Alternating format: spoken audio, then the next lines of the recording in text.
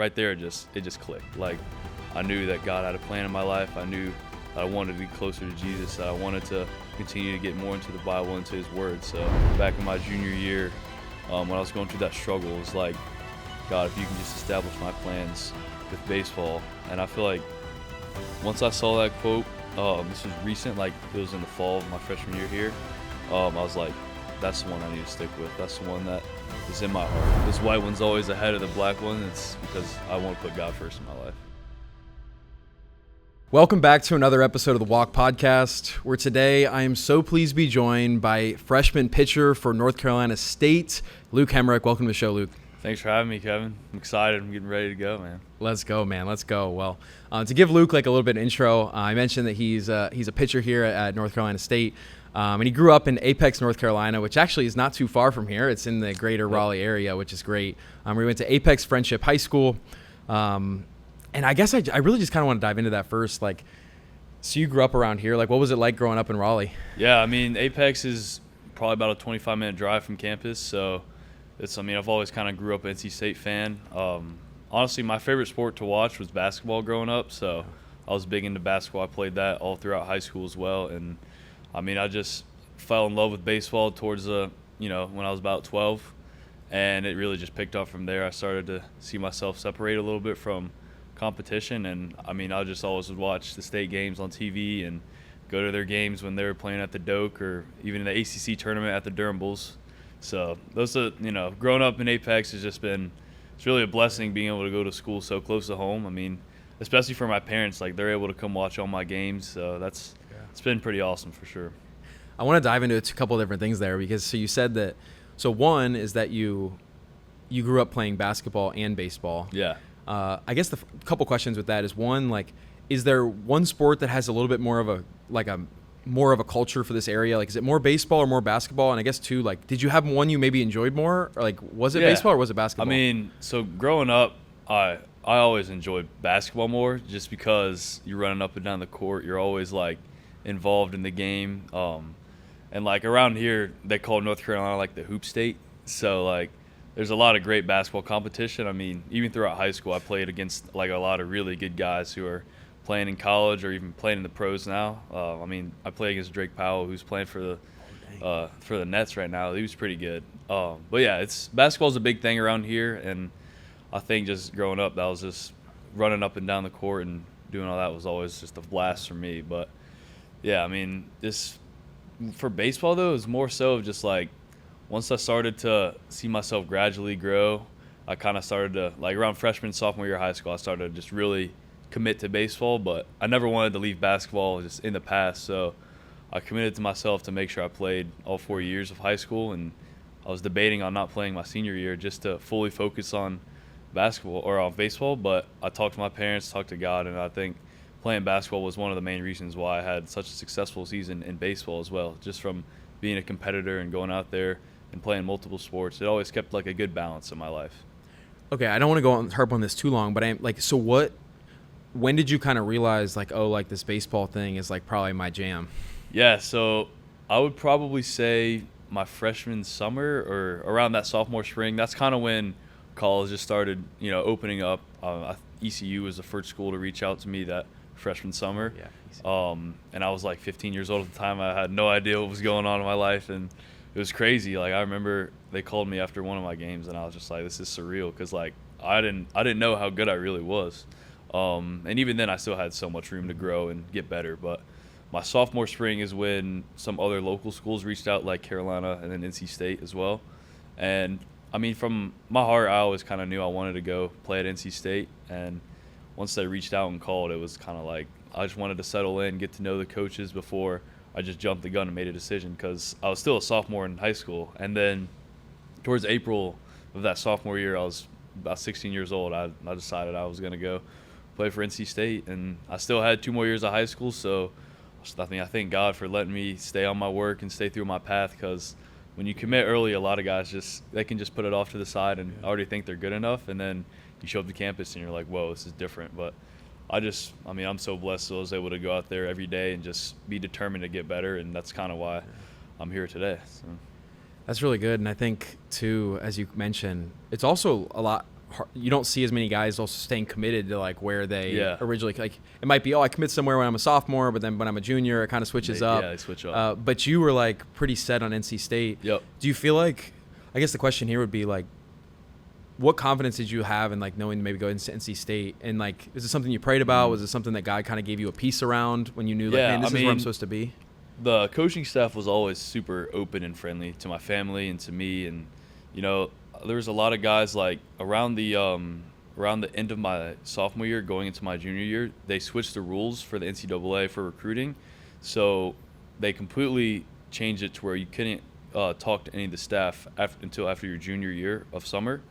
So I committed as a sophomore. I was allowed to text them and call them. And I think literally a month later, they completely flipped the switch and said, no contact. I couldn't like call my coach. Like I was talking to the pitching coach, Clint Chrysler. I couldn't call him. I mean, I could text him. He couldn't respond to me. And this was all the way until the end of August. So there was a period of time where there was kind of like dormant and alone. Like I was pitching good, but like do I tell him? Like I didn't know what to do. So once we were able to talk again, that was really important. And the fact that he was just the same way that I was talking to him before. And like there's also a point where they switched the roster size down, which I think this happened for all sports. But in baseball, it used to be like a 40 or 42-man roster. And you would have some guys not on scholarship, like only a couple. But they completely cut the roster down to 34 guys. So we had, I want to say 13 or 14 guys in our recruiting class. And we ended up only having 7 guys come to campus, which is crazy because my junior year I struggled a lot and I thought I could have been the guy on the chopping block because, I mean, it was a very real thing. We had maybe 5 or 6 kids get cut and it's scary, it's tough, but that was one of the things I just prayed about. Even throughout my junior year when I struggled, I was just like God, if you can just help me and keep me focused on my path and just, you know, keep talking to me and speaking to me, like that was just, I think that was super big for me because I was nervous at a point where, you know, I could have got cut. I could have been looking to go somewhere else for school. So it was stressful. It was, you know, it was crazy, but it was a good ride. And, you know, we're here now. So it's great. That really would have changed the landscape too of like just how hard it is to go D1 and probably elevated the mid majors a little bit too. 100%. Like a lot of the mid majors around here are really good at baseball. I mean, we just played Campbell last Tuesday and they beat us. So like Liberty, we play them tomorrow. They're up in Virginia. They're a really good mid major too. So a lot of the competition's growing and a lot of the younger, you know, guys who are still in high school who, you know, may be getting looked at by a Power 5 school or Power 4 school before this roster change and now falling into the mid majors and they're panning out to be really good. So. And so you mentioned how like throughout high school, like you really just had to lean on the Lord, especially during like that time where you're like, man, I'm not playing as good as I thought. And like, am I going to be the one who gets nixed? I guess kind of to really like backtrack it. Like, I'm curious, like what was your experience just like with the church growing up? Like, did you grow up a Christian? Did you grow up in a family, or was it kind of like, what was it for you? I mean, honestly, we grew up, so my family was Christian, but my parents always gave me the option. Like, they wanted me, it wasn't like enforced. Like, we would go to church for Christmas, we would go to church for Easter, we would pray before we ate, but that was kind of it. Yeah. So it was, you know, you want to have the Lord your front priority at first, and it was kind of like 3 or 4, and like it always was kind of like something, especially younger in middle school, it was something that I didn't really know God, but I knew that like you could always pray and he'll always be there, but I never knew God. I never knew why Jesus died for our sins. And so like that kind of my 6th grade year, I remember I went to confirmation for a church and I was the only guy there. And I was like, what is this? Like, this is, you know, I didn't really like it just because I didn't feel like it was something I fit into.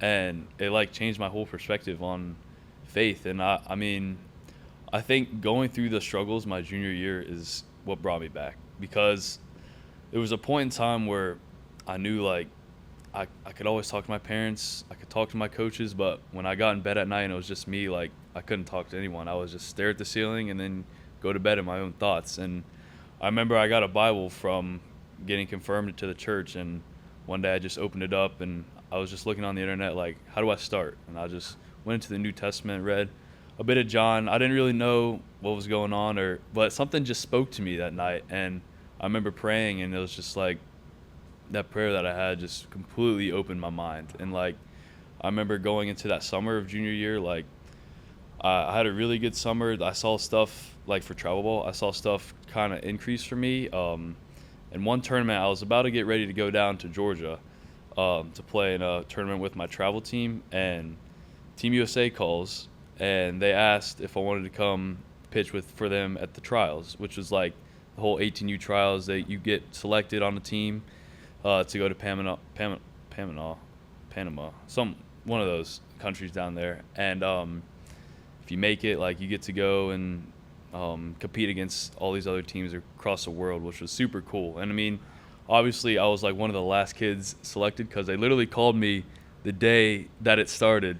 And Team USA's complex is in Cary, so it's like a 10-minute drive for me. So I was like, heck yeah! Like, I was packing my stuff to go to Georgia, and all of a sudden, I get called, and I'm gonna go pitch in Team USA trials, and this was super. Like, I mean, I'm playing against the top 100 kids in the country. Like, a lot of these kids were first-round draft picks last year, and it was crazy. It was super cool, but seeing myself compete against that talent, I mean, it's just something I prayed about during that time of struggle, and just seeing the results like come to me, just like, right there, it just clicked. Like, I knew that God had a plan in my life. I knew that I wanted to get closer to Jesus, that I wanted to continue to get more into the Bible, into His Word. So that all is when it really started to click. So, that's so good, because I think there tends to be like a time that once you start to like open your eyes to almost start to see God, then it's like it's hard not to see Him anymore. And so for you, it was like you had this heart posture of you were just so open to how God could move in your life, and then boom, out of nowhere, you're like, whoa, like, this is God answering my prayer. Yeah. And then it just builds your faith even more, and it just helps you remind yourself, like, man, like, you do know every hair on my head, and you care so much about me, and it's so awesome. Okay. Yeah. And so you go throughout high school, and like, you're leaning on the Lord, and I do want to dive a little bit deeper into. So you talked about how you were struggling that junior year, and you're like, dude, like, what's going on here? Like, and I guess, like, can you take me like a little bit deeper into just your experience in that, and how just really like what it looked like for you to like trust God and like lean on Him even when things maybe weren't going maybe as you thought they should? Yeah. So I remember this one outing I had. It was against Cary, and one of my teammates actually was on that team.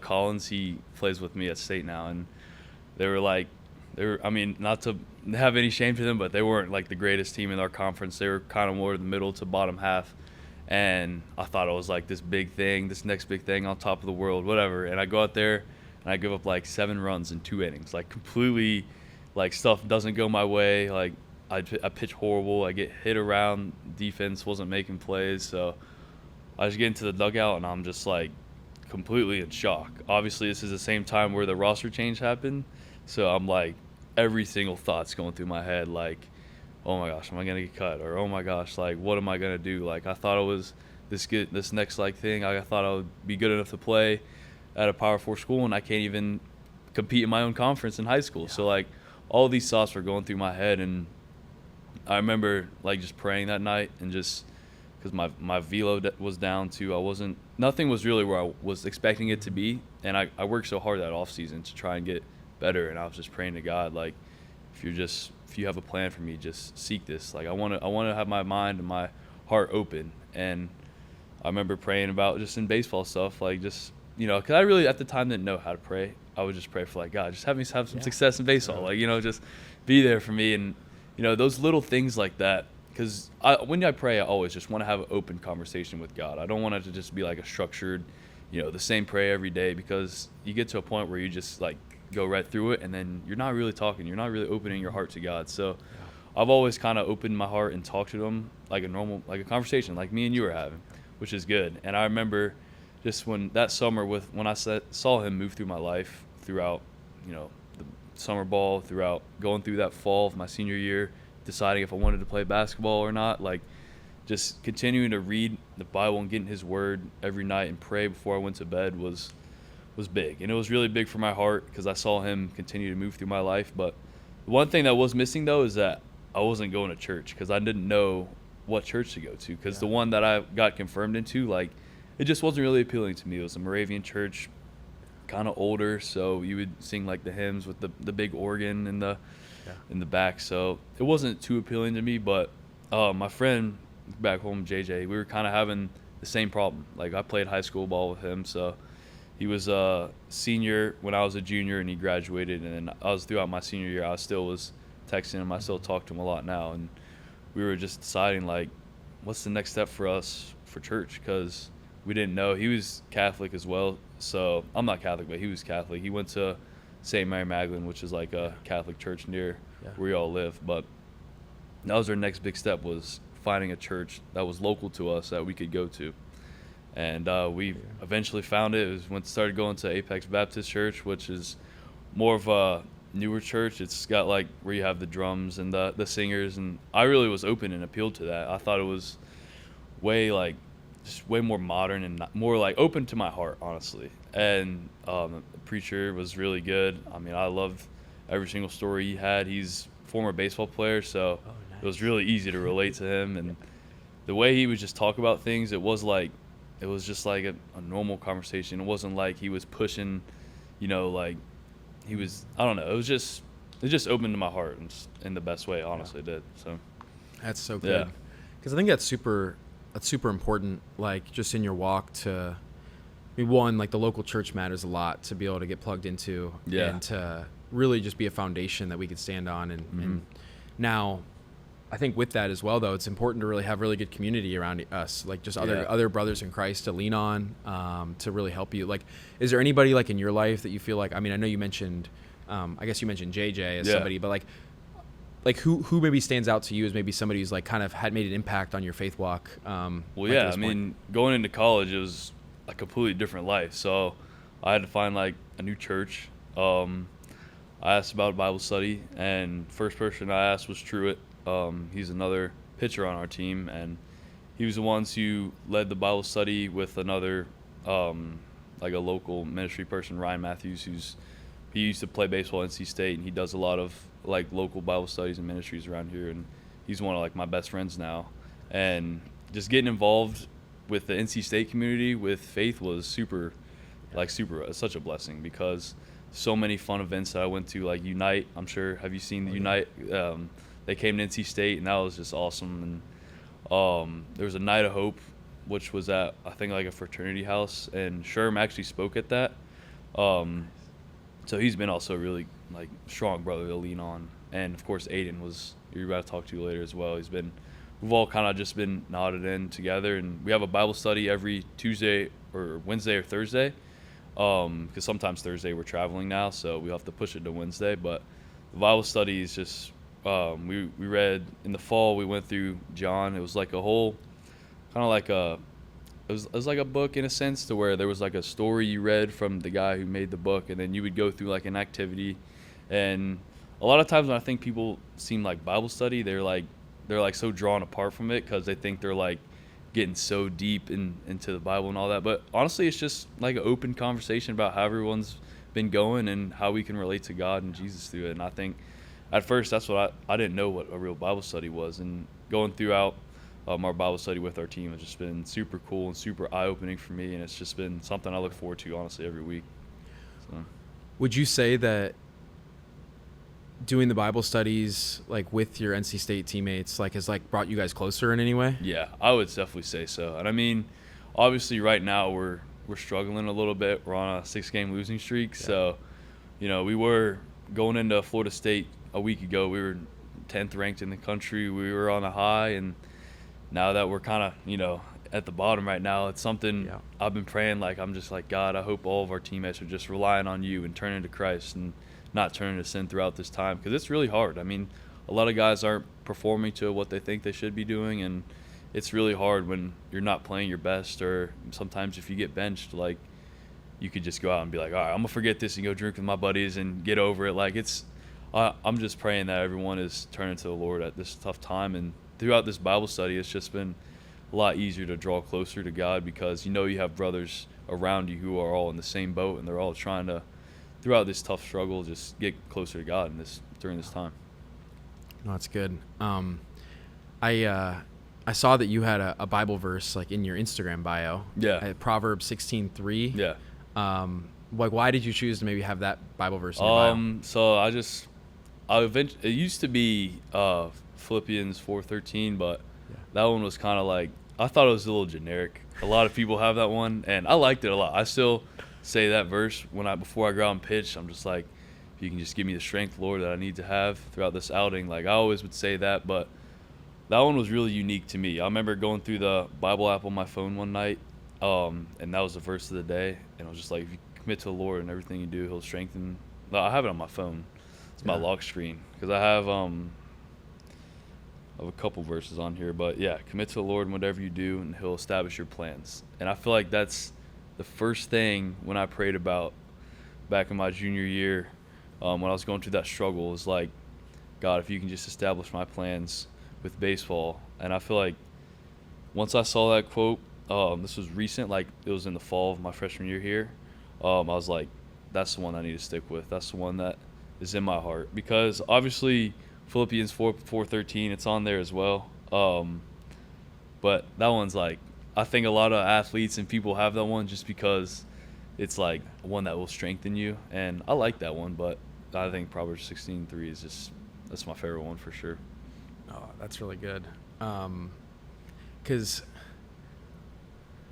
you talked about freshmen, like, so you're a freshman right now. Yeah. And I think one thing that's pretty unique, just for anybody who goes from starting pitcher, high school, to then coming in and pitching as a freshman. Yeah. It's like you're the ace in high school, like you're the man. Yeah. And then boom, you come in and you're right on like the bottom of the totem pole, and you got to totally reframe your mind and like how you show up. Like, I just want to know, like, what was that experience like, and just rewiring you to like going from ace to now like you're a freshman. So getting here in the summer, they brought all the freshmen in here this summer, and it was definitely different. Like, we got here, we were living in like the normal student dorms because they were like cleaning out the athlete dorms that summer. So we got there where a lot of guys are coming from Florida. We've got some local guys, but we had two guys who actually came in the summer and they both got drafted. So they left in the middle of the summer. Like, it was called summer start, which we would just do like strength and conditioning workouts, and then you kind of just get acclimated to campus and college life. We would take one class. But they actually left, and they got drafted. One got drafted by the Dodgers, and one got drafted by the Angels. So they packed their stuff up in the middle of summer, and they were gone, which great for them. They're two really, really good kids. They're very talented baseball players, but I still text with them a lot, and they're doing really well right now through spring training. But it was, just to get back on track, it was definitely different. Like, I remember the strength and conditioning was, like, totally different. Like, I remember that first like workout we had with Big Mike. I mean, he got us in there and he was like, if you guys mess up the warm-up once, like, we're doing it all over again until we get it right. And we had to, like, it felt like I was in the military. Like, it was crazy. But first off, the thing that happened was discipline. Like, we all got disciplined. We all were, big-headed coming out of high school. We all thought we were the big dude, the next big thing on campus. And right away we were disciplined and like, this is how things are going to go. Like, this is how you're going to be. And, just getting acclimated to campus, which was really important. But then leading into the fall was when everyone came back, because we have obviously guys are playing summer ball. Some guys were playing for the Team USA collegiate national team, which was pretty sick. And some guys just take the summer off and just, stay at home and get closer with their family and spend time with them, which I think is really important too. But coming back in the fall, we would, we had our first 2 to 3 weeks of just skill work, which is kind of like an hour at the field, an hour lift. And then we got straight into, like, practice every single day, basically. Like, there we have, like, early work at, like, 2 o'clock or from, like, noon to 2, and then practice from 2 to 5, and then lift. So it was a lot. And I remember that first couple weeks, I was just like, holy smokes. Like, this is a grind. Like, we're scrimmaging almost, 2 to 3 times a week. So it was different. And I just try to take it day by day, because I'm kind of living my dream. Like, this is what I wanted to do growing up as a kid. And I knew that there would be some days that I was really good and some days where I would just be like, man, I'm tired. I just want to go back to my room and sleep. And, there was a lot of days where it was just, you just got to take it one day at a time. And obviously, like, with scrimmages and stuff, I just wanted to just go out there and just be myself and go out there and have fun, because at the end of the day, it's just baseball. You're playing the game you love. So it was definitely different. I mean, I remember my first scrimmage I threw in our inter squad. I didn't do like too good. I mean, I was walking some guys. My command was a little off, and I was kind of just getting my feet wet, really. And towards the middle to end of the fall, I was like doing really well. I threw, I think, like 19 innings in the fall, which was like one of the most, because I would start like one scrimmage a week, basically go like 2 to 3 innings, and then we would lift and stuff after. But I was honestly just praying to the God that he could just let me take it day by day and just let me continue to work, because it's hard. I mean, I think it was 35 practices in the fall, and it was basically every day. So it was a real grind. And I mean, our first real scrimmage of the fall versus another team, we played Wake Forest, and they let me start, which was pretty sick. That's huge. Everyone threw like an inning or two. I went 2 innings. I did all right. I mean, I think I gave up like 1 or 2 runs, so definitely was a lot of room for improvement, which was good, because I always wanted to have a chip on my shoulder and just stay grinding. But yeah, the fall, I mean, that's probably just been the biggest difference from me from high school, because in high school in the fall I was kind of getting ready for basketball season. Yeah. So having to practice basically every day was definitely it was big. It was definitely a big change. I want to dive a little bit deeper, because we just got a few more questions here, but to really kind of land the plane. But we got a few more questions here. But so one is like, how do you invite God onto the field with you? Yeah, that's a great question. That's kind of what I wanted to talk about. Is so my senior year of high school is when I really started to let God be with me when I was on the field. So before I go out and start the game, like I'm starting tomorrow versus Liberty. So before I go out, I'll pray in the dugout and just just ask for God for strength and safety, and just keep me healthy, and just letting me cast all my anxiety on him, because he cares for me. And that's one of the quotes that I love as well. But that's kind of the main thing I do, is just pray before, and then after each inning, right before I go out there to start the next inning, I go on the mound and I just have like a quick little prayer of just, God, just keep me healthy and keep me safe, and just continue to let me pitch through your ability, and just have God, you just be with me throughout this time. And I put a little cross with my cleats in the dirt, and it's go time. So I feel like that really comforted me, especially my senior year. I put a lot of expectations on myself after having like sort of a down year my junior year, and there was a lot of times where there was like a lot of scouts in the stands from an MLB standpoint, and that was stressful, because you're focused on the game, but then you see all these radar guns behind home plate, and you're like, holy smokes. So like, it was a little different. And I think just after taking a deep breath and inviting God into me when I would go on the field, it's just what made me have so much success. And it's the same thing I do this year. It's just know that no matter if I give up 7 runs in 2 innings like that one time in high school, or if I do really good, like, it's all part of a bigger plan than what I see in the moment. Correct me if I'm wrong. Did I see that you have like a cross on your glove?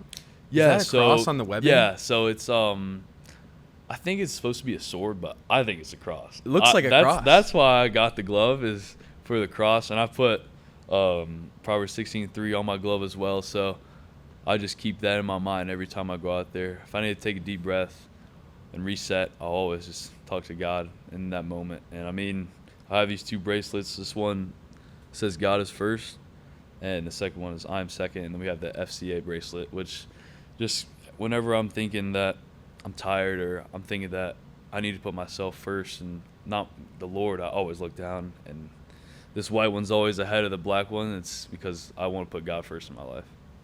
So good. So I see the shirt you got on there. Yeah. What does Jesus 1 mean to you? I just think, to me, it just means that he paid all of his sin for us, and no matter how many times we mess up, we can always look back on Jesus and be like, he lived that life that we couldn't. He lived that perfect life, and he died for me. He died for you. I mean, he died for all the viewers out there watching. Like, he's the one that you need to look to, and that I think he's the real reason why I'm able to go out and do the things that I'm able to do, and so many athletes around America are able to do the same things I'm able to do. That's so good. And so you mentioned that the people who are out there watching.